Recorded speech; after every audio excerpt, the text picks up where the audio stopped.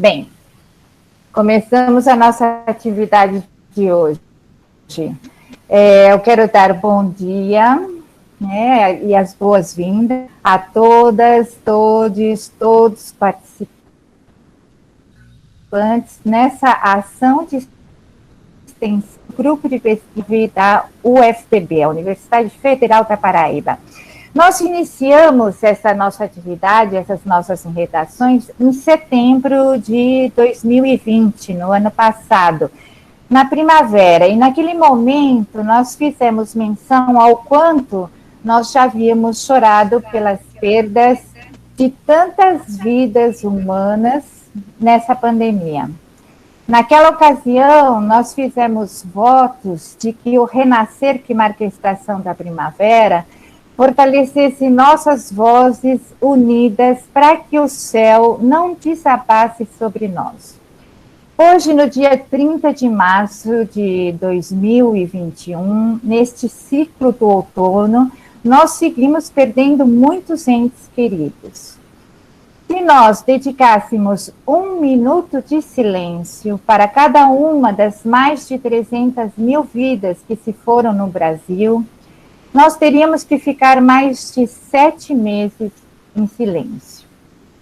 Então, é com esse gesto de respeito a todos os que já não estão entre nós, a todos os colegas, docentes, discentes, técnicos administrativos da Universidade Federal da Paraíba e de outras universidades e de outras instituições desse Brasil afora, que nós iniciamos as nossas enredações de outono evocando o fluir das águas como um elemento terapêutico e de cura. O nosso grupo de pesquisa, ele continua conectando pessoas que sonham, que produzem e disseminam o conhecimento para o bem comum, para o bem viver do maior número de pessoas possíveis. Nós sonhamos um mundo em que todos possam ter acesso e desfrutar dos bens artísticos e culturais. Nós trabalhamos para um ensino da arte comprometido com a política educacional da equidade e respeito pelas diferenças. E nós continuamos enredadas nesse valor e nos enredamos com gente que se afirma nesses valores também, como a nossa querida colega de hoje, que é a Ana Valéria de Figueiredo da Costa. Eu vou, em breves palavras, apresentar aqui o currículo da Ana, né? E o currículo da Ana Valéria é muito extenso. Então, o que eu quero destacar dessa trajetória dessa nossa colega? O envolvimento dela da educação básica, com a educação básica, não só quando ela foi docente da Secretaria do Estado do Rio de Janeiro e da Secretaria Municipal de Niterói, mas pela presença dela também como professora do ensino superior nesse chão da escola. Ela não abandona esse chão da escola e ela marca a presença dela como orientadora no atual programa de residência pedagógica, né? E também no programa anterior, que era o PIBID. Eu vou somente mencionar alguns títulos da Ana Valéria, tá? Ela é doutora e mestre em educação pela Pontifícia Universidade Católica, a PUC do Rio de Janeiro, licenciada em Educação Artística pela Universidade Federal do Rio de Janeiro. Atualmente, ela é professora adjunta no Instituto de Artes da Universidade Estadual do Rio de Janeiro e também trabalha no programa de pós-graduação em artes da UERJ.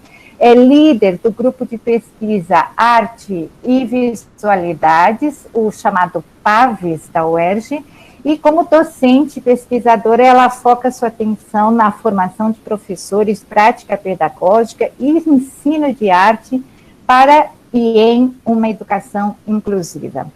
Ela tem uma grande lista de artigos publicados em revistas e comunicações em eventos acadêmicos. Mas eu gostaria de destacar alguns que são quase que da minha preferência, né? Como, por exemplo, a docência representada no cinema, ou educar as mulheres, educar a pátria, e também imagens fotográficas de professoras. E eu poderia seguir com uma lista enorme de títulos, mas eu vou ficar agora com apenas os últimos 2 livros que ela publicou, que foi Percursos de Iniciação Científica, a Prática da Pesquisa nos Espaços Educativos, que foi publicado em 2017, e Odoiá, Representações de Iemanjá na Trama das Imagens, publicado em 2016. Eu tive o enorme prazer de conhecer a Ana em um evento, em um encontro profissional, né? Mas nós pudemos conectar e criar um laço afetivo que vai muito além das tramas das imagens. E eu queria, uma vez mais, agradecer, Ana, a tua disponibilidade para poder apresentar para nós aí essa tua versão sobre esses entremeios, esses entre-enredos, né, das imagens e das pedagogias. Nós somos todas ouvidos. Bom, muito obrigada por esse convite, pela confiança, é uma honra mesmo estar aqui, palavras tão generosas da Maria Emília, e são aqueles encontros, né, que a gente tem na vida da gente, que são muito, vão para além, né, da questão profissional, isso é maravilhoso. A gente tem também uma companheira que está aqui, a professora Eleonora, que foi nesse encontro também, que nos solidarizamos, né, profissionalmente e pessoalmente, né, nas nossas vidas pessoais, familiares, enfim. Muito bom. E agradecer essa possibilidade, né, porque o trabalho da gente, como você colocou muito bem, chão de escola, né, foram 30 anos de chão de escola básica, e desses 30, 15 são concomitantes com o ensino superior. Então, muito interessante, porque lá na formação de professores, eu discutia questões que a gente via no chão da escola, e isso fez um diálogo, e até hoje traz um diálogo muito interessante, né, para a gente pensar as questões, pensar sobre as questões e agir sobre as questões. E nessa trajetória, né, sempre buscando, pesquisando, também me assumo aí como uma educadora, no sentido amplo, para a educação antirracista. Então, quando a gente pensa que não só a força da lei vai trazer para dentro da escola toda uma perspectiva afrocentrada, né, uma perspectiva de combate ao racismo mesmo, com outros estudos, outras afirmações, a gente se coloca nesse fluxo. Também foi assim com um curso que eu realizei na Universidade Rural, o Instituto Multidisciplinar, bem perto da minha casa, e que também me trouxe essa possibilidade de pesquisa, né, pesquisa e, sobretudo, como eu gosto de enfatizar, e é a minha busca, para uma educação antirracista. Né? Então, é importante a gente colocar isso, nós profissionais de educação, atuando onde quer que estejamos, nos nossos espaços profissionais, nos nossos espaços pessoais e coletivos, né, sempre com essa afirmação, né, dessa educação antirracista, para a gente poder tentar construir uma questão, uma sociedade diferenciada, né, a partir dos nossos olhares também, e que isso seja cada vez mais, como diz a professora Edmeia Santos, eu gosto muito, que a gente possa polinizar, né, polinizar as ideias e, sobretudo, polinizar as ações. Então, sobre isso, eu tinha que construir uma monografia e fiquei pensando muito, e me surgiu essa ideia de falar sobre a figura da Iemanjá, né, como a grande mãe, a mãe do Iori, mãe de Iori, mãe das cabeças.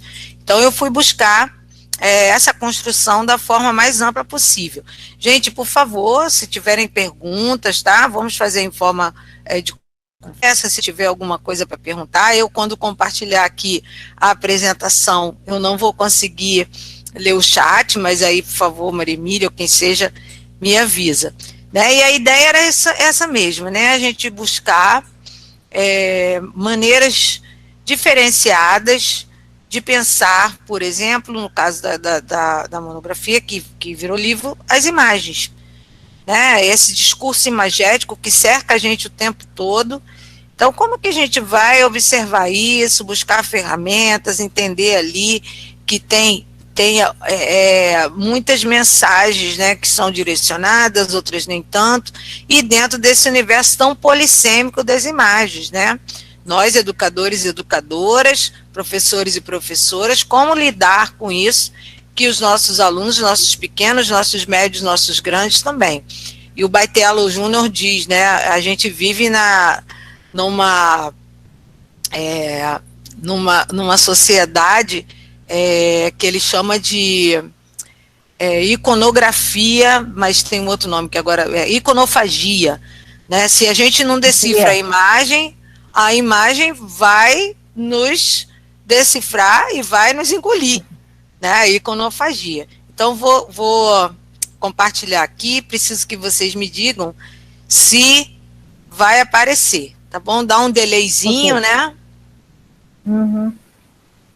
Vamos ver se ele vai me permitir, porque às vezes ele demora um cadinho, mas vai. Ai. Chega. Chegou aí? Tá começando aqui. Tá. Chegou sim. Chegou. Eu fico sempre receosa de botar a tela cheia, e às vezes quando a gente coloca a tela cheia, ele dá um certo... Então, se vocês não se importarem, estiverem conseguindo ver assim, eu acho que eu prefiro deixar assim. Pode ser? Tá, ok. A única coisa, o modo de apresentação, talvez, porque para a gente não... Esse modo de apresentação é que me confunda. Onde que eu busco ele? Aqui nessa telinha aqui embaixo. Aqui, é no copinho? No copinho não, na telinha, não tem uma telinha? Ah, tem modo de exibição de leitura, esse. Vamos lá, vamos ver se vai. Foi? Perfeito, melhorou pra gente. Agora vai. Então, o nosso... o cartaz aí do nosso encontro. Foi? Passou para a próxima? Passou. Estamos já agora no título, Otoyan. Isso. Representações de Iemanjá na trama das imagens, né? Foi o título da monografia, que também foi que é o título do livro. Né? E aí a gente vai com... Por que Odoiá? Porque é o cumprimento, né, da Iemanjá, é o cumprimento da Orixá. Então a gente faz essa evocação para que possa transcorrer aí o que a gente vai colocar. Bom, então onde a gente parte, né? A gente na pesquisa tem que estar sempre pensando algumas questões. E quando a gente diz a pesquisa, não necessariamente só a pesquisa acadêmica, né? A pesquisa aplicada, ou a pesquisa exploratória, ou os vários tipos de pesquisa, porque o professor, a professora são pesquisadores também. A gente pesquisa o tempo todo a nossa prática. Né? Por que deu certo uma atividade com a turma de manhã e quando eu dobro à tarde, essa mesma atividade não deu certo? Ou vice-versa. Então, nós estamos sempre pesquisando e precisamos de questões. Então, é a partir dessas questões, né? Que imagens são produtos e produtoras de discurso, são narrativas. Então, isso é importante a gente ter sempre em mente, né? Que a imagem ela está ali trazendo em si uma narrativa. A narrativa, às vezes, da própria imagem ou uma narrativa de quem produz a imagem. Mas ela nunca é neutra, né? Nunca é uma Vênus de Botticelli que nasce assim do mar dentro da conchinha. Cheguei aqui. Nunca. Sempre há ali um discurso, uma narrativa que é construída, que vai dialogar com outras questões. A gente tem que ter claro isso, né? Como pesquisadores, pesquisadoras, educadores, educadoras, enfim. Parto também da ideia da pedagogia da imagem, né, que agora eu estou trabalhando mais aprofundadamente, a pedagogia das visualidades. A gente é ensinado a olhar. Nós somos dentro do sistema cultural maior, que a gente ali é colocado, veja assim, olhe assim, produza assim. Então, isso também era uma coisa que ficava me rondando, né, e hoje cada vez mais. As interpretações desses discursos também são múltiplas e dialógicas. Né? ainda mais se tratando de imagem. A imagem, ela é altamente polissêmica, né? O que você vê, né? A gente vê muito isso naquelas imagens que vão trabalhar na Gestalt, né? Na psicologia. Você vê a moça, você vê a velha, né? Então, muitas formas de ver, né? E as imagens são, sobretudo, mapas simbólicos que são expostos ao vidente, né? E aí, no caso, a gente pode pensar também na pessoa cega, de criar uma materialidade para essa imagem, uma prancha tátil ou outra questão, para que eles também possam ver, né, com a audiodescrição e juntamente com a própria ideia da materialização dessa imagem, né? E que ali é necessário código, as chaves para sua decifração e, sobretudo, os repertórios, né? Os repertórios também, repertórios individuais, repertórios coletivos, vão fazer com que a gente veja coisas ou não veja. E aí a gente tem que estar sempre alerta a essas questões. A pesquisa também, ela vai necessitar de um referencial teórico, né? Hoje a gente brinca até, da onde você tirou isso, né? Vozes, vírgula, da minha cabeça, ponto. 2021. Pode ser também, né? Porque as vozes falam o tempo todo. Porém, a gente, num trabalho acadêmico, científico, precisamos das referências. Então, fui buscar essas referências para poder me dar um chão mais sólido para as questões que eu estava querendo entender ali naquelas imagens. Então, uma das primeiras questões que eu fui entender quem é o espectador, né? E o Aumont, ele fala isso para a gente. Quem é o espectador? É aquele sujeito que olha a imagem, aquele para quem ela é feita.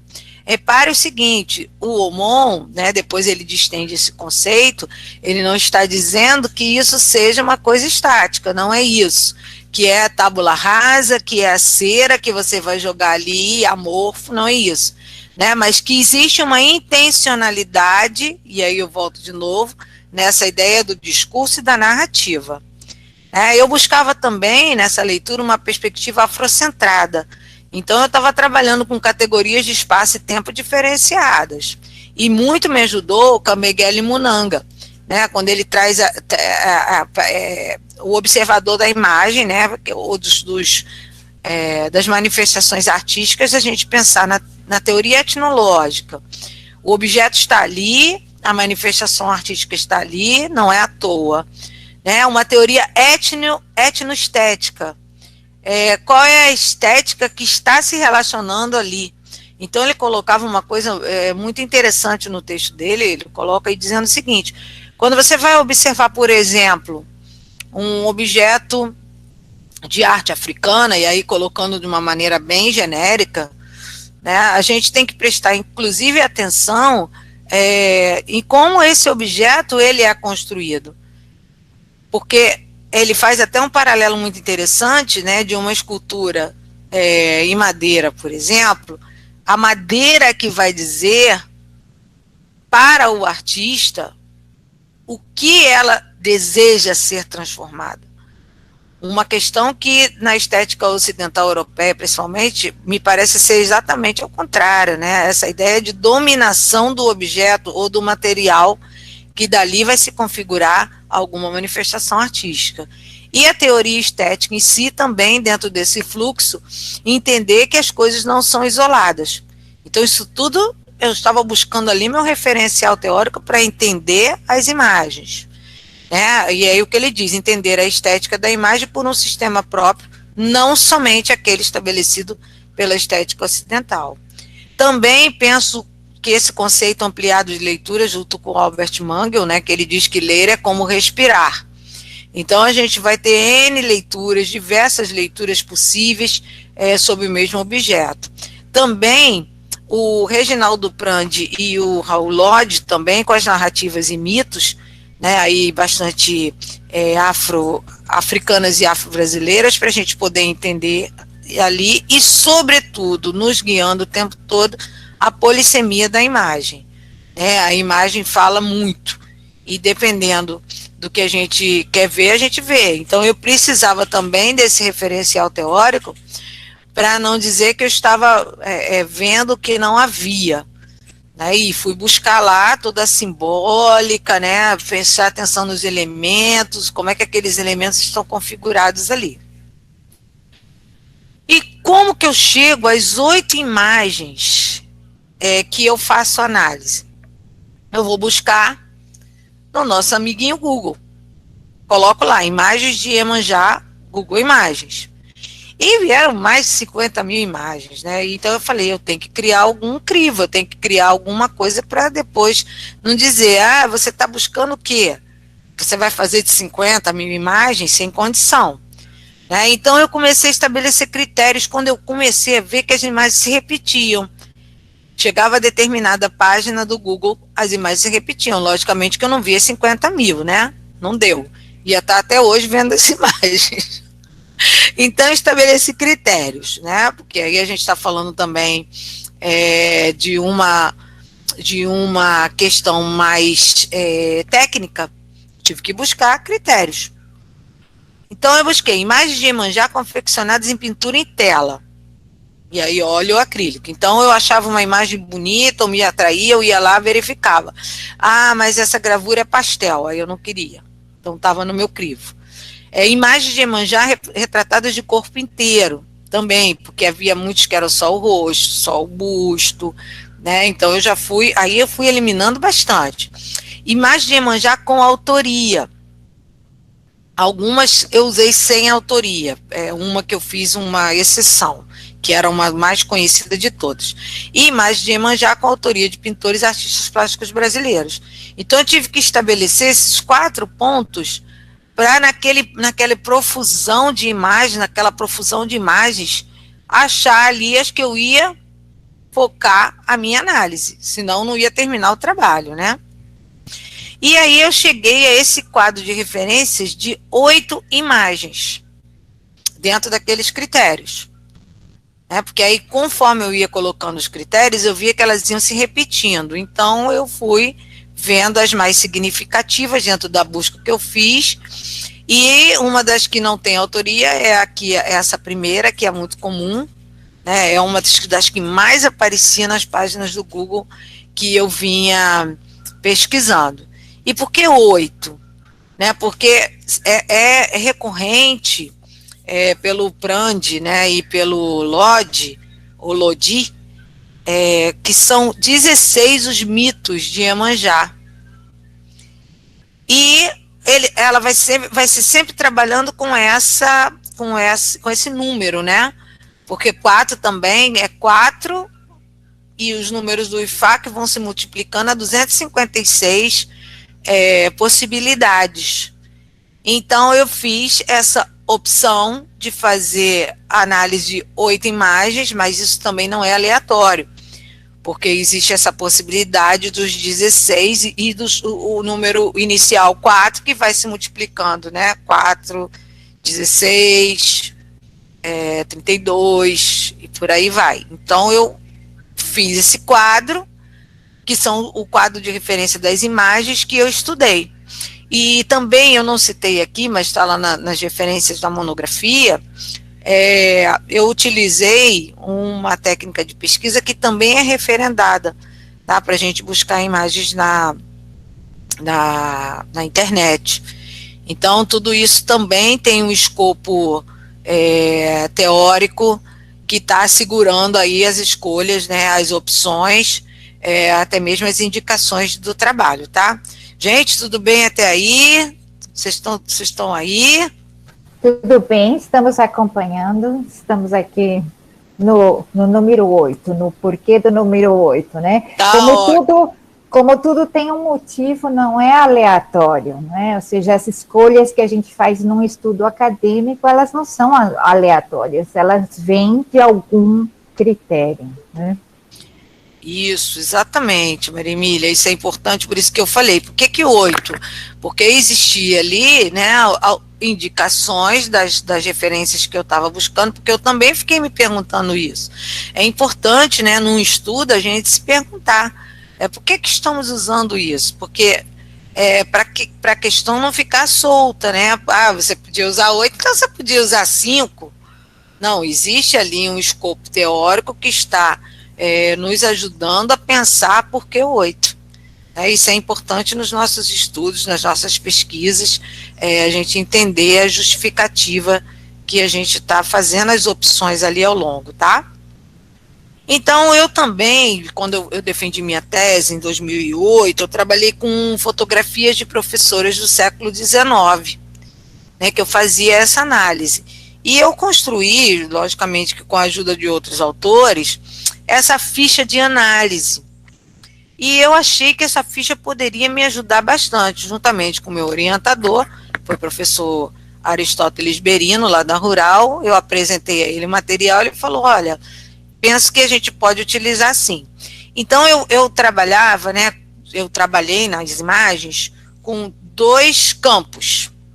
Um campo é o da produção técnica, né? Então eu tinha que entender quem fez essa tela, qual a época, o título do quadro, a autoria. Eu busquei dados sobre a autoria, né, quem era o autor, a artista ou o artista que estavam ali fazendo aquele tipo de retrato, aonde eu encontrei essa imagem. Então eu coloquei o endereço, que aí o leitor, eu quero conhecer mais da obra desse artista, eu quero conhecer esta obra, ia lá e olhava, né? Quando eu tive acesso, isso também é importante, porque muitas vezes, né, os sites, ou algumas vezes pelo menos, eles mudam. Então, mas quando que você teve acesso a isso? Já não está mais lá, então eu coloquei. E ali eu via essa abordagem formal, né? Então, o que eu estava buscando? O visível. Qual é o objeto central? Como é que isso está organizado ali na tela? A composição, o objeto é a relação com o entorno e com o fundo. Então, eu ia fazendo ali descritivamente. E no outro campo, eu fui buscar a codificação cultural, que eu chamo de marcos simbólicos, que são os elementos implícitos e, aspas, o invisível. Né? E daí eu usei muito esse dicionário de símbolos do Chevalier Gerbrandt. E um detalhe interessante, eu também utilizei na pesquisa um pouco da história oral, porque tinha 2 consultoras, né, eu brincava com elas, 2 amigas que são candomblecistas, e que elas me deram também muitas indicações dos símbolos que os quadros traziam. Inclusive, elas foram referenciadas nas minhas referências lá, elas entraram como depoimento oral, e a gente se comunicou por e-mail. Então eu coloquei também essas referências que foram muito importantes, porque o dicionário de símbolos não me dava totalmente o que eu estava procurando. Havia símbolos que eram mais, digamos, herméticos, né, que só quem é mesmo da tradição, dessa ancestralidade, é que poderia me dar as chaves. Então, eu também as cito como, uma foi Ana Maria Andrade e a outra Patrícia Roif, e elas entram na minha referência também, como importantes pilares de consulta acadêmico-científica desses outros olhares, né, que às vezes eu ficava perdido e não achava nessa bibliografia mais canônica, digamos assim, né? Bom, Iemanjá como a grande mãe das águas do mar, né? Esse orixá é o regente das cabeças, né? É mãe de Ori, conforme relata o Prandi, né? Que ele diz que Iemanjá é nomeada a protetora das cabeças. Ao ver, e é muito interessante que ele narra nos mitos, né? Nas histórias de Iemanjá, e ele traz esse trecho, né? Ao ver que somente Iemanjá trazia-lhe um presente, Olodumaré declarou, eu não sei falar essa língua, né? Avoiô, ori, dori, re. Cabeça trazes, cabeça serás. Desde então, Iemanjá é a senhora de todas as cabeças. Daí a explicação porque Iemanjá é também a grande mãe, e além da mãe, é a mãe das cabeças, né? Rege os destinos. E eu então começo a fazer a análise formal, do que a gente está vendo. Então, essa imagem, ela é formada, depois no trabalho eu descrevo isso com mais detalhes, né? Ela é formada e cabe dentro de triângulos, né? Leva o nosso olhar para a coroa, né? Essa coroa, ela é um distintivo, né, da rainha, dos reis, e a gente vê elementos que são ligados a Iemanjá, a lua, feminilidade, as estrelas, né, as flores, a prata, porque a lua simboliza a prata, como feminilidade também, a ideia da prata, né, os cabelos sempre soltos, o busto delineado, né, esse corpo evocando sensualidade. Por que eu estou trazendo essa ideia? Porque a gente vai comparar, né, na iconografia católica, e a gente vai ver, né, Nossa Senhora das Graças, ou Nossa Senhora da Conceição também, na mesma posição que a gente tem a representação da Iemanjá e a Nossa Senhora dos Navegantes. Só que o detalhe é muito interessante, né? As Nossas Senhoras, elas são dessensualizadas, né? E o cabelo, quando está solto, ele é um cabelo mais domado, digamos assim, né? Quando essa imagem da nossa direita aqui, como Nossa Senhora dos Navegantes. E a gente observa a sensualização dessa imagem de Iemanjá. Então a gente pensa até, se não há ali essa dessensualização de Nossa Senhora, é de acordo mesmo, né? Porque essa figura, aspas, sagrada, de que vai se tirar esse traço feminino, né, para evocar outros traços. E a gente vê que as linhas estão presentes também, as linhas triangulares, né, essa ideia da estrela, da coroa. Então a gente vai vendo ali um diálogo muito próximo de como representar essas imagens, né? E a gente está observando ali esse, aspas, sincretismo, né? Mas que existem discursos narrativos, imagéticos, que vão caracterizar esta ou aquela imagem. Bom, uma segunda imagem, então, que eu trouxe também foi do B. Sancho, é um autor aqui da cidade de Nova Friburgo, no Rio, e a gente observa, né, que os elementos se repetem, e ali a gente vê as pérolas. A pérola também é um elemento relacionado a Iemanjá, e é um elemento relacionado à feminilidade. E a gente vê a estrela de 5 pontas. O que é a estrela de 5 pontas? Né? É a manifestação da perfeição, é a manifestação da luz, é um diálogo também com a lua. E a gente repara que essa imagem, né, da estrela de 5 pontas, né, da tiara, digamos assim, ela vai se repetir basicamente em todas as imagens, né, porque é um símbolo característico. Azul e branco, né, vários tons de azul, chegando a uma possibilidade do branco, porque também são as cores de Iemanjá, o azul e o branco. E ali vai se dialogando também toda uma estrutura que vai levar o olhar do espectador para a ponta, né? A gente vê a Iemanjá inserida dentro de um grande triângulo, e as linhas que vão se cruzando, levando o olhar, né, do observador a entender esse fluxo da imagem, né, dos elementos principais aí. Uma outra imagem também que eu trouxe foi do pintor, do artista Jonas Felipe, e aí a gente já vê que essa imagem ela é colorida, mas a predominância é da cor azul. Mas é muito interessante como ele faz a composição dessa imagem. Ele pega aquela ideia primeira, né, daquela imagem sem autoria, e isso é o elemento central, mas ele vai colocar ao lado as várias outras imagens que vão se relacionar ao mar, né? Você repara lá no canto superior esquerdo, é um búzio ou uma concha com uma pérola lá dentro, né? A gente repara na sequência, logo abaixo, a vela, porque a vela, a representação da luz, né? Iemanjá, ela guia, ela é luz, ela vai iluminar os caminhos, né? A representação do barco, aqui à direita, né? O barco é essa transição, essa representação da vida, estamos todos em viagem, né? Somos todos navegantes, e outros elementos que vão sendo colocados, a estrela do mar, aqui à direita, logo abaixo, né? E essa ideia de uma circularidade desses elementos.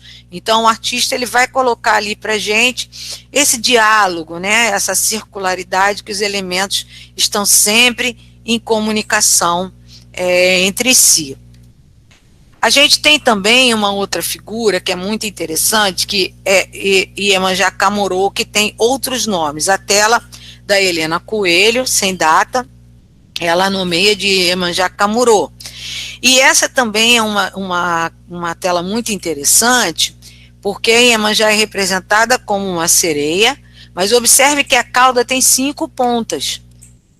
Né, 5 pontas, que é aquela estrela de 5 pontas representando a luz, e a coroa tem 4 pontos, que é o símbolo do universo em sua totalidade. E a gente vê de novo representado aqui os barcos, né? A ideia também é de que aqui embaixo, na base, vamos dizer assim, do quadro, parece estar havendo um culto, né? Parece estar havendo ali uma devoção, digamos assim, que a gente vai ver que as linhas nos levam a uma estrela aqui bem central, e a gente vê os elementos distribuídos ali, né, os ogãs, tocando aqui os atabaques, e a gente tem aqui também as mulheres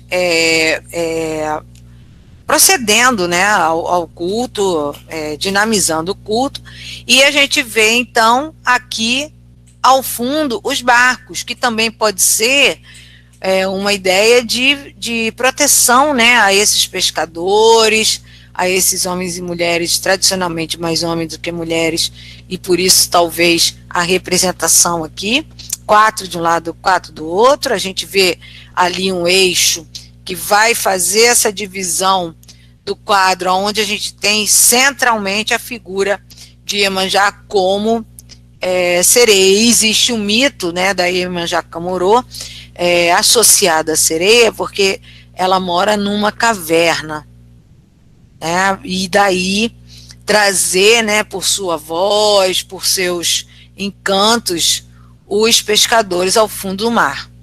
E muito interessante observar também que os peixes, eles estão levando flores, que é um outro elemento muito também relacionado a Iemanjá, principalmente nos cultos devocionais, né, que se coloca o barco com as ofertas.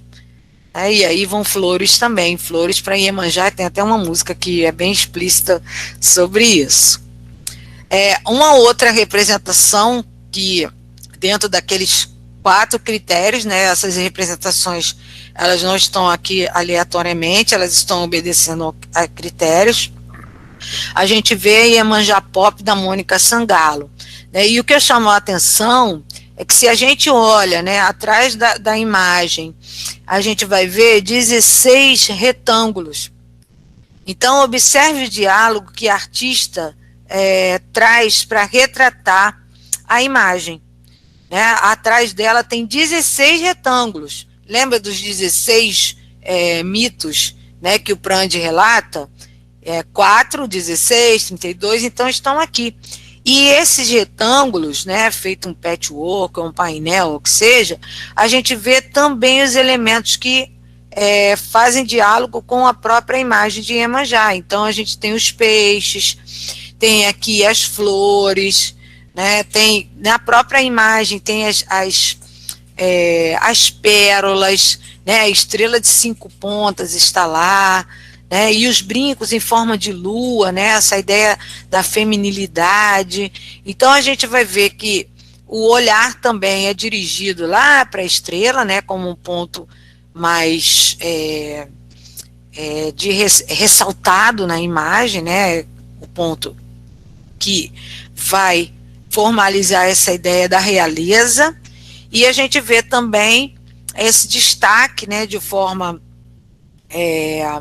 horizontal, né, nos, vamos dizer assim, nos atributos femininos, e que vão nos remeter à maternidade, né, porque a gente tem aqui embaixo a ideia da genitália e também dos seios. Repare que isso também não é por acaso. Isso existe também um diálogo ali, porque é o orixá da fertilidade, né, da maternidade, vamos colocar assim. Essa tela também é uma das minhas preferidas, né, de Djanira, que vai retratar um culto, e ali é uma das poucas Iemanjás que eu achei no estudo, que tem a tez escura, né, que tem a pele escura. Se você colocar isso hoje ainda, Iemanjá, você vai achar lá no Google Imagens muitas imagens retratando Iemanjá com a pele branca. E esse quadro da Djanira, ele é muito interessante, que ela também pensa na circularidade, né? Nosso olhar vai dos homens que estão lá atrás à figura central de Iemanjá, e aí já tem o franjão, né? Na cabeça existe essa representação também das contas azuis, que é chamado do franjão. Ela segura o ABB, que é uma espécie de leque, na mão direita. Por que a mão direita? A representatividade da mão direita é o futuro, e a mão esquerda o passado. Então, e o interessante é que não é um já passou e o outro virá. Existe ali uma relação dinâmica. E como ela é a mãe, né, da cabeça, a mãe das cabeças, a orixá que rege as cabeças, rege também os destinos. E daí o ABB está presente ali. Toda uma representação dos adereços, né, que a gente vê as contas, vê também as braçadeiras, vê aqui as pulseiras, e uma coisa muito interessante que a gente olha, né, os atabaques, né, eles estão com fitas, né, vermelha e azul, e aí tem toda uma questão de rebatimento, a gente encontra bastante os azuis, os vermelhos aqui conversando, mas é uma tradição também, porque Rum, Pi e Lé, que são o trio de atabaques, eles são personificados, então eles também precisam ser vestidos. E aí a gente entende por que eles estão aqui com os laços, né, estão também vestidos para a ocasião.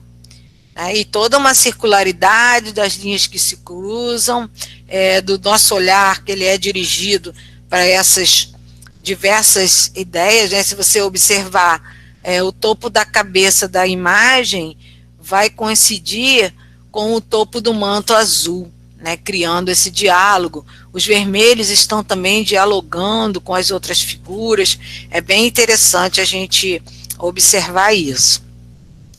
Uma outra tela que eu gosto muito, né, que é da Rosina Becker do Vale, que ela vai fazer as diagonais se cruzarem exatamente na genitália da imagem e trazendo elementos, né? Então a gente tem a coruja é a senhora da noite, a coruja é a senhora da mata, e essa imagem ela é representada à frente de uma folhagem, né? E a folhagem pode nos trazer também a ideia da floresta, que é de alguma forma inconsciente, de que só entram aqueles que são permitidos entrar.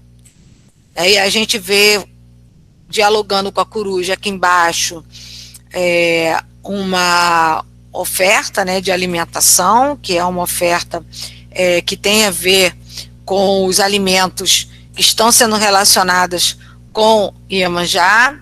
No outro canto a gente vê uma cabra, um cabrito, né, a gente não conseguiu divisar bem, mas que também é a ideia do aleitamento, né, essa ideia dessa mãe que vai cuidar de seus filhos, que vai trazer o alimento. E lá no canto superior esquerdo a gente vê o ABB, né, ou o espelho. A gente não consegue saber se é o ABB ou se é o espelho, que também é um outro símbolo relacionado a Iemanjá. Né? E aí a gente vê também a vestimenta, muito interessante, muito bem trabalhada, inclusive nos seus aspectos das rendas, né? Como essas rendas estão sendo colocadas aí de uma forma muito interessante na vestimenta, né, da divindade.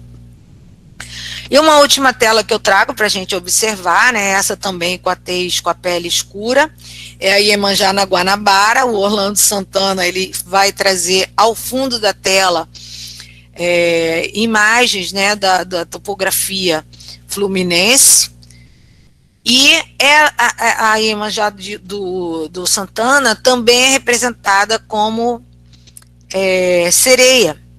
E a gente vê o destaque também nos seios, né, seios fartos para amamentar, para alimentar, os cabelos também, esses cabelos fartos como um símbolo da feminilidade, né, a estrela de 5 pontas, as pérolas, as flores, o azul, o branco. E muito interessante dessa tela é o espelho que retrata meia face de Iemanjá. Né, o artista foi cuidadoso nesse ponto, que ele traz ela segurando novamente, repare, na mão direita, né, anunciando ali o futuro. Mas essa mão esquerda, ela está dialogando, se você pensar numa linha que vai unir o espelho à mão esquerda, né, ela está ali dialogando com o quadro. E essas linhas, elas é um quadro dinâmico, né? Porque você repara as diagonais, elas estão ali levando o olhar do leitor para várias partes do quadro, né? Mas os elementos, eles estão lá, eles estão se repetindo, eles estão sendo colocados dentro desse diálogo da representação da imagem.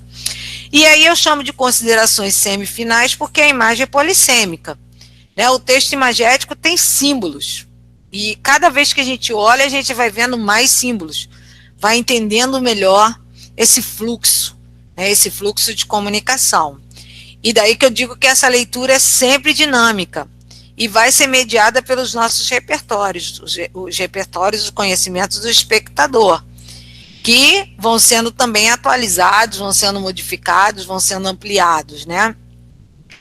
E essas observações, essas nossas observações como leitores, leitoras, né, elas vão compondo esse texto, que está num diálogo permanente, autor, texto, leitor, autor, texto, leitor, autor, texto, leitor, trazendo para nós essa intertextualidade de significados e significantes, que vão sendo ampliados conforme as camadas de leitura, né? E aí o Panofsky nos ajuda bastante sobre isso, que ele fala das camadas de leitura, né? Cada vez que a gente vai olhando ali, a gente vai vendo mais coisas e vai relacionando com outras tantas.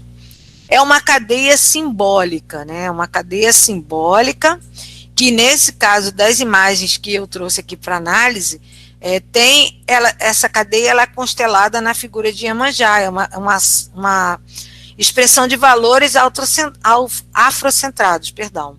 É a estética da significação, né? O sentido que as coisas têm para a vida e ao nosso redor. E buscar sempre, fazer esse trabalho para mim, né? E aí é um alerta de uma pesquisadora que já está caminhando aí, mas que tem muito a caminhar ainda, né? Mas para que a gente fique sempre atento a isso, né? Essa vigilância teórico-metodológica e correr dessa estética, dessa facilidade de uma estética ocidental que foge à nossa maneira de olhar, né? A pedagogia das visualidades, desafiar essa pedagogia, né? Somos sim ensinados desde pequeno a olhar isso. Meninas vestem rosa, meninos vestem azul. Somos sempre levados a isso, né, pelo senso comum.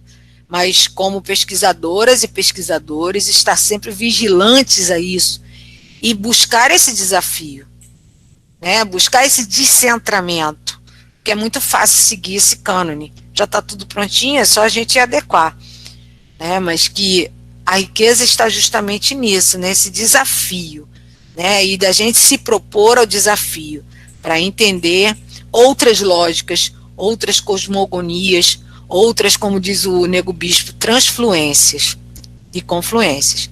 E aí a capa do livro, eu infelizmente não tenho mais exemplares, vou fazer, né? Aí a gente depois vê mais à frente, manda uma partida para ir quando a gente estiver presencial, quem sabe até indo aí, a gente conversar, né? E deixo meu e-mail, se alguém depois quiser bater um papo mais aprofundado, trocar uma ideia, nossa, será uma alegria, tá bom? Mais uma vez agradeço muito a confiança, né, a paciência de vocês, a atenção, e me coloco aqui à disposição para a gente trocar ideias. Ana, muito grata pela sua exposição, né? O livro precisa realmente de muitas mais edições, né? E nós agora ficamos aqui à disposição, né, dos comentários, né? Palmas, Eleonora aí enviando as nossas as palmas delas e de todos nós, né, que ficamos encantados com a sua leitura, né? E um aspecto que eu gostaria de destacar, que você fala no seu trabalho, né, no seu livro, que não dá para descolar essa leitura, né, do sujeito que faz a leitura, ou dessa análise, né, porque o repertório, né, de vida dessa pessoa vai interferir na sua leitura, né, nesses sentidos que ele vai atribuir a essa imagem que ele está vendo, né?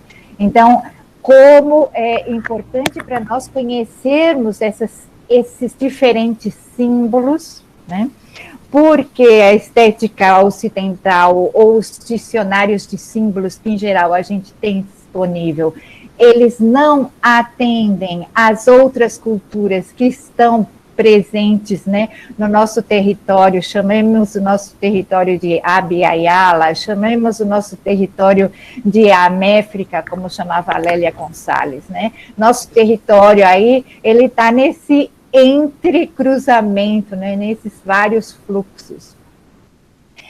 Estamos disponíveis aqui as observações de vocês, se vocês quiserem deixar no chat, ou se basta abrir aqui o microfone e se apresentar, comentar.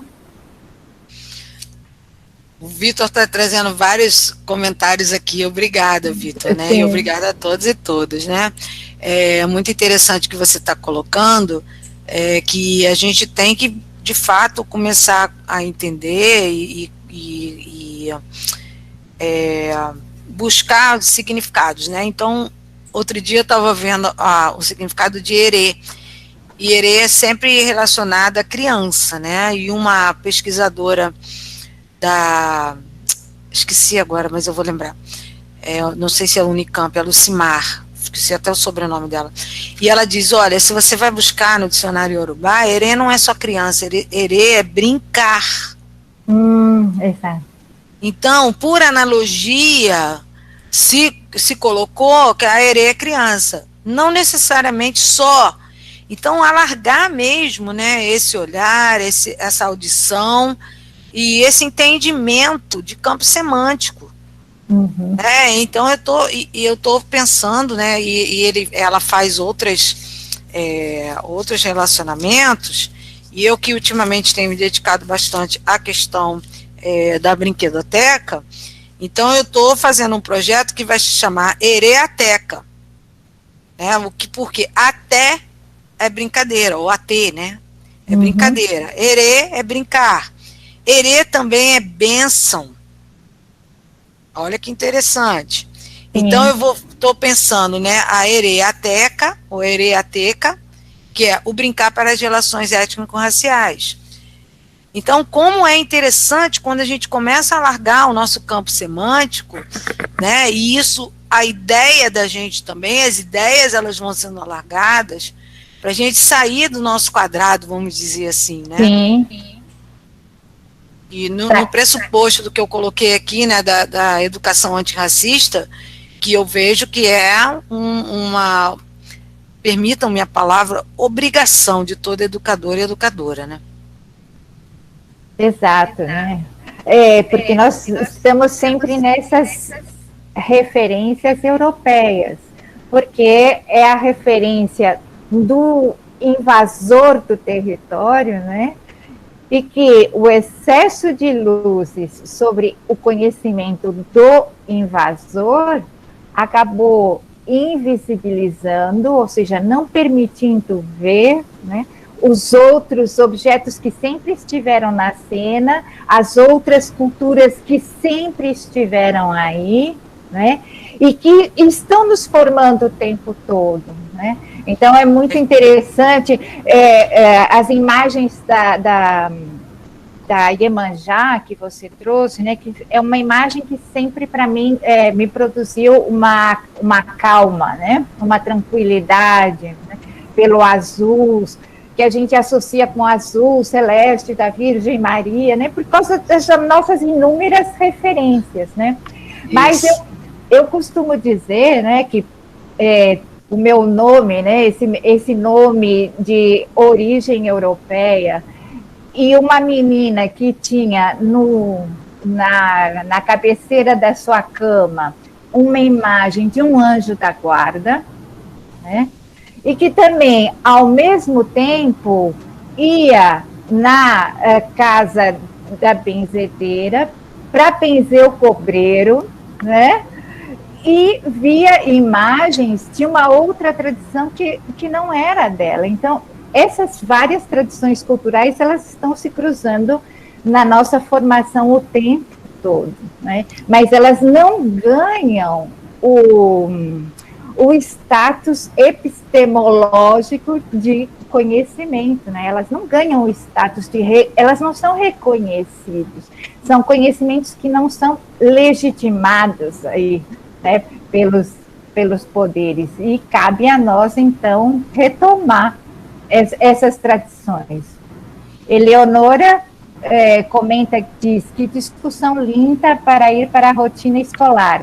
Precisamos que os materiais didáticos escolham estes discursos. Sim, sem dúvida nenhuma, Eleonora. Né? A gente está procurando, aí se esforçando, né, para fazer esses discursos chegarem também, né? Chegar na escola, chegar na academia, em momentos que a gente vê também uma certa intolerância, né, por outras tradições que não a tradição ocidental, né? Com certeza. E a gente, nos cursos de formação de professores, né, Maria Emília, a gente tem que ter isso muito claro, né, porque o Daniel Mato, que é, se não me engano, eu não sei bem qual é a nacionalidade dele, se ele é argentino, enfim, é uma pessoa que pesquisa interculturalismo, né, ele diz que a gente não dá voz a ninguém, as vozes falam o tempo todo, a gente é que tem que ouvir, né, e para ouvir a gente tem que estar com os ouvidos bem abertos, né, tem que estar com os olhos bem abertos e perceber essas múltiplas possibilidades, né, o tempo todo as vozes estão dialogando, ou pelo menos estão falando, a gente tem que ter o ouvido, né, e a percepção para colocar essas vozes em diálogo. Então, de fato, a busca é essa, né? Nós, como professores e professoras, temos que dialogar com isso, né? A Juliana deixou um comentário aqui. Ela diz assim: maravilha de trabalho, Ana. Esse azul da imagem, você conseguiu ver relação com outras santas? Aí ela faz menção ao povo Chucuru, que a Juliana pertence à etnia Chucuru, né? Ela diz assim: aqui em nosso povo Chucuru, vemos em Nossa Senhora das Montanhas, ou Tamaim, não sei se é Tamaim ou Tamanho, não sei, Tamaim, que é a divindade, isso, Tamaim. Obrigada, Juliana, pelo teu comentário, né? Assim também como Eleonora, obrigada. O azul, ele vai sempre se repetir, né? Ele se repete azul e branco. Ele se repete nas vestimentas de Nossa Senhora, ele se repete nas representações da Iemanjá. Né? E mesmo quando ele não se repete na roupa, vamos dizer assim, né, na vestimenta da Iemanjá, ele se repete no fundo, ele está sempre nesse diálogo, né? Dando essa ideia mesmo que a gente convencionou, de alguma forma, as chamadas divindades, né? Não estão presentes aqui, mas estão presentes em outro panteão, né? Vamos dizer assim.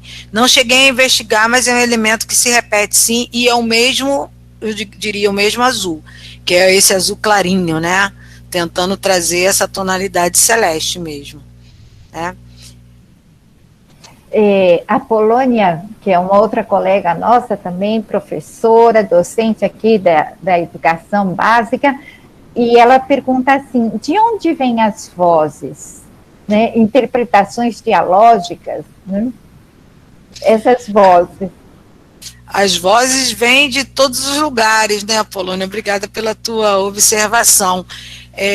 A gente é que tem que ter ouvido para ouvir, né? Porque as vozes podem também estar nas imagens.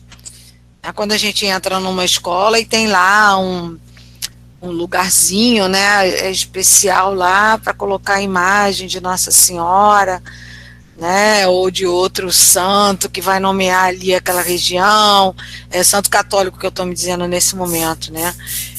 Então as imagens também vêm as vozes também vêm das imagens, né? E aí, eu termino a minha monografia, na verdade, eu não termino, né? A minha introdução do livro, eu chamo o Olavo Bilac, né? Numa coisa que me faz pensar muito nesse diálogo, né? Quando ele fala, ora, direis ouvir estrelas, certo? Perdeste o senso, e eu vos direi, no entanto, que para ouvi-las, muitas vezes desperto e abro as janelas pálido de espanto. Ouçamos, pois, o que as imagens têm a nos dizer, né? Então, a poesia também vai nos dar a oportunidade de entender que os sentidos são intercambiantes, né? A gente escuta pelas imagens e ouve também... a gente ouve pelas imagens, né? Ouve bem interessante. Pelas imagens, vê pelos sons, né? Isso. Vê pelas palavras. Nós também vemos muitas coisas pelas palavras, né? E o Sim. Guilherme também está aqui comentando, né, que as vozes nem sempre são sonoras, né? Às vezes as vozes estão aí visíveis. E o que eu gostaria também de destacar no seu trabalho, Ana, é o cuidado, né, que você teve com o visível, com a representação, né, com aquilo que é visível, né? Então, como você procura mostrar para nós como o olhar é conduzido, né, por essa pessoa que produz a imagem, não é? Pelo autor da imagem, ele conduz o nosso olhar a ver mais ou menos determinados objetos que estão ali presentes, né? Perfeito. Deixa alguns um pouquinho mais escondidos para que você, com o tempo, seja capaz de ver, né? Então, o teu trabalho também mostra para a gente o tempo necessário de observação, o tempo necessário de apreciação, o tempo necessário de contemplação. Eu às vezes, prefiro a palavra observação do que contemplação, porque a contemplação parece que a gente está numa devoção, né? Mas nessa observação, como o tempo necessário para a gente também penetrar nesse texto visual, né? E a experiência que nos leva a cada vez chegar nesses lugarzinhos mais escondidos da imagem, né? Eu queria fazer uma observação aqui que Vitor deixou no chat. Ele diz assim: você percebeu em sua pesquisa se tem diferença entre as visualidades de Iemanjá? Nós que estamos que a celebram em datas distintas. Tradições que celebram em datas distintas, né? Por exemplo, 2 de fevereiro, 8 de agosto, 15 de agosto, né? Por exemplo, aqui em João Pessoa é 8 de dezembro e em Salvador é 3 de fevereiro. Vitor, eu não cheguei a entrar nesse mérito, mas li alguma coisa, mas não coloquei no trabalho, e você vai ver sempre que é um dia de uma Nossa Senhora. Né? 8 de dezembro é Nossa Senhora da Conceição. Concepção, e aí a gente vai entender porque ela é mãe, né? A grande mãe. Iemanjá, a grande mãe. Salvador, 3 de fevereiro, porque aí já tem uma tradicionalidade também, né? De ser o dia, 2 ou 3, o dia de Iemanjá também consagrado, mas vai buscar na geografia, a gente vai ver que tem sempre uma Nossa Senhora, 15 de agosto, aqui em Cabo Frio, chamada padroeira da cidade, que é a Nossa Senhora de Assunção, se não me engano. Você vai sempre observar que existe ali uma disputa de significados e uma tentativa de apagamento mesmo, né? Você está celebrando quem? No dia 8 de dezembro, Nossa Senhora da Conceição. Mas é Iemanjá também. Aí você vai ver o que une. Nesse caso específico, a ideia da concepção. São mães. Né? Então é muito interessante a gente fazer essa análise, que eu não fiz, só li, mas não coloquei no trabalho, mas que ali existe uma disputa, né? Outro dia eu soube com o professor Renato Nogueira um fato muito interessante, porque que a abolição da escravatura foi feita 13 de maio, podia ser 10, podia ser 12, podia ser 20, mas foi 13 de maio, porque houve um levante anos antes, ou um ano antes, que as pessoas escravizadas numa determinada fazenda fizeram um levante, e foi uma coisa assim muito séria para a cidade, lá para a região, né? Então, o que se faz para apagar o levante? A abolição da escravatura, ela é colocada 13 de maio. Depois busca isso aí, Renato Nogueira, 13 de maio, que tem toda uma explicação, né? Tem um texto que ele vai trazer sobre isso. Olha aqui que o Vitor está falando, 13 de maio, que também é chamado do dia das pretas velhas, né? Das nossas vovós, da nossa ancestralidade aí, da nossa formação. Então, repara que tem sempre uma disputa, né, de significados. E aí a gente fala, Nossa Senhora, né? Eu sou devota de Nossa Senhora, mas isso também não pode me impedir de observar, né, todo esse caminho de construção que eu fui educada, para invisibilizar algumas questões que são o tempo todo transversalizadas, né? A professora Leila Dupré, da Rural também, ela pesquisa dela muito interessante, que ela foi à praia e estava lá contemplando o mar, e ela observou os surfistas entravam, banhavam os dedos na água e se benziam e entravam. Banhavam os dedos na água, se benziam e entravam. Aí ela ficou olhando aquilo um tempão e chegou perto de um deles e falou: eu queria entender por que vocês, quando entram no mar, se benzem. Não, a gente está pedindo licença.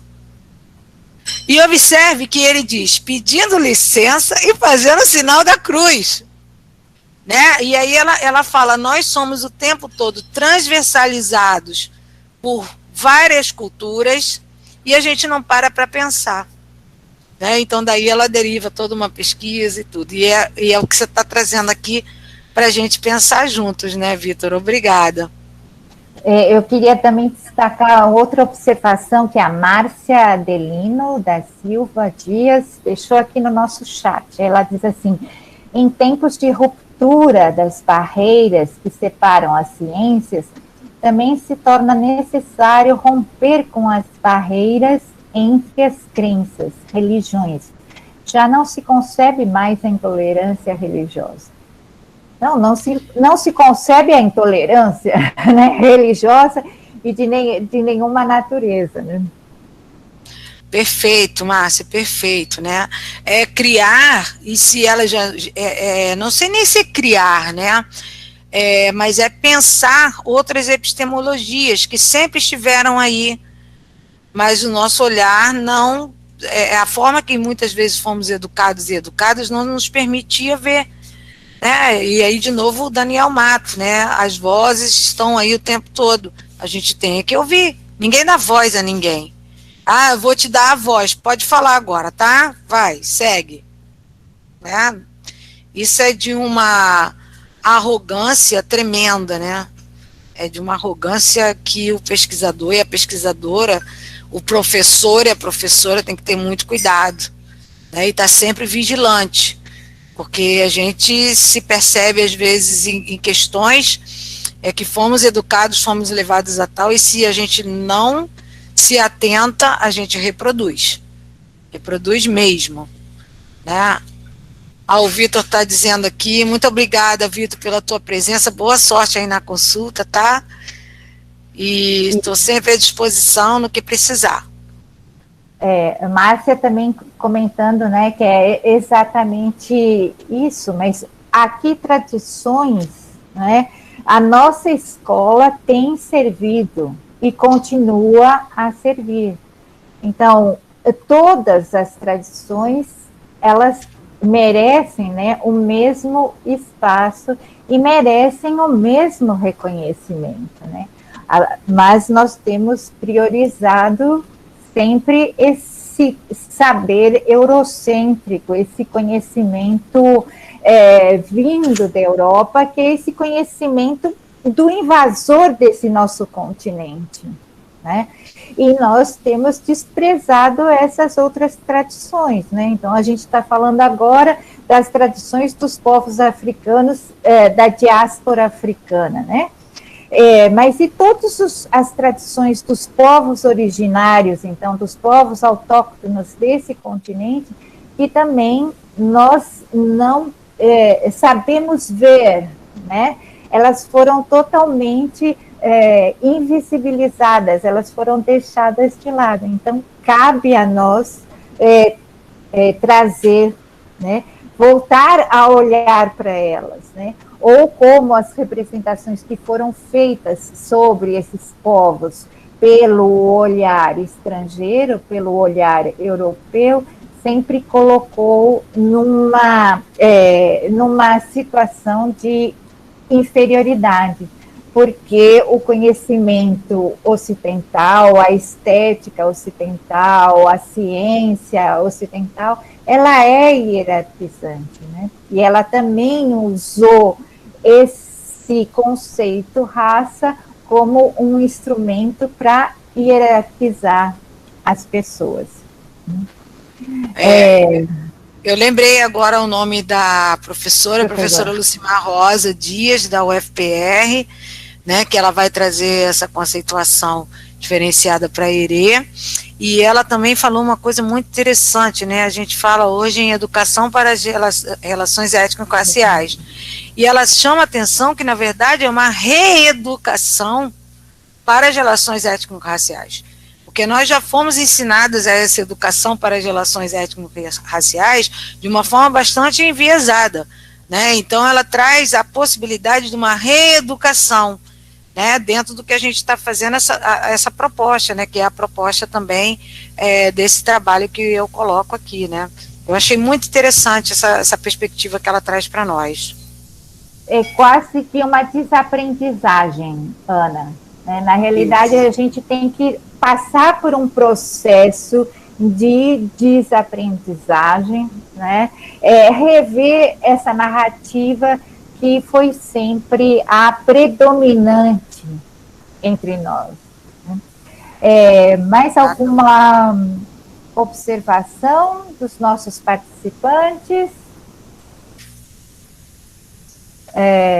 Camila Ranilli diz obrigada por me presentear com essa brilhante palestra. Obrigada, Camila. A Polônia também, a leitura deste trabalho nos faz entender a importância das visualidades tradicionais existentes no contexto educacional. Obrigada, Polônia. Ana, muito grata pela sua palestra, né, por compartilhar esse conhecimento, por compartilhar essa tua preocupação, essa tua vigilância como pesquisadora, como você comentou conosco. Essa questão a gente tem, um alerta mesmo, né, para todos nós, é um autoalerta. Eu o tempo todo fico pensando, e não só para trabalhos dessa monta, né, mas no trabalho da gente como profissional, como pessoa, não sendo trabalho, mas nas nossas relações, como que é importante a gente ver o outro, né, ver a outra, ver essa perspectiva de alteridade, né, em tempos muitas vezes de tantas intolerâncias, como a gente já colocou aqui, né, alguém colocou muito bem, como a gente preciso estar vigilante, né, como diz a canção, é preciso estar atento e forte, não temos tempo de temer a morte. Essa morte também é uma morte que a gente tem que observar, essas vozes que falam, essas imagens que dialogam conosco, esse outro, que a gente tem que ter esse cuidado de não cometer esse epistemicídio, né, como diria o professor Renato Nogueira, pensar que existem muitos conhecimentos, esses conhecimentos eles têm que ser protagonizados, porque eles são protagonistas da nossa construção também. Então, está sempre nessa vigilância, né, essa vigilância, eu diria até uma vigilância epistemológica, em todos os espaços que a gente ocupar, em todas as perspectivas, né, de uma educação inclusiva e de uma educação antirracista. E agradecer muito, muito, muito pelo convite, estou muito feliz, agradecer a Maria Emília, agradecer a todos e todas que estiveram aqui, e me colocar à disposição, tá? O que precisar a gente se comunica, mandei o trabalho em forma de monografia para a professora Maria Emília, e depois, por favor, se quiser divulgar, fique à vontade, porque trabalho é isso, né? Conhecimento é isso, conhecimento não é para ser guardado, conhecimento é para ser compartilhado, e cada vez mais que a gente compartilha, a gente aprende, a gente vai trocando e vai ampliando a nossa possibilidade de vida, né? E isso é muito importante, porque em tempos de tanta necrofilia, a gente afirmar a vida dos diversos saberes, das diversas vozes, isso é uma coisa maravilhosa, tá? Muito obrigada. Nós que agradecemos mais uma vez, Ana, pela sua partilha, e a todos que estiveram presentes nessa atividade de extensão do nosso grupo de pesquisa, que não tem sentido se não for para compartilhar, para disseminar esse conhecimento que nós produzimos aqui na nossa universidade, na Federal da Paraíba e em tantas outras.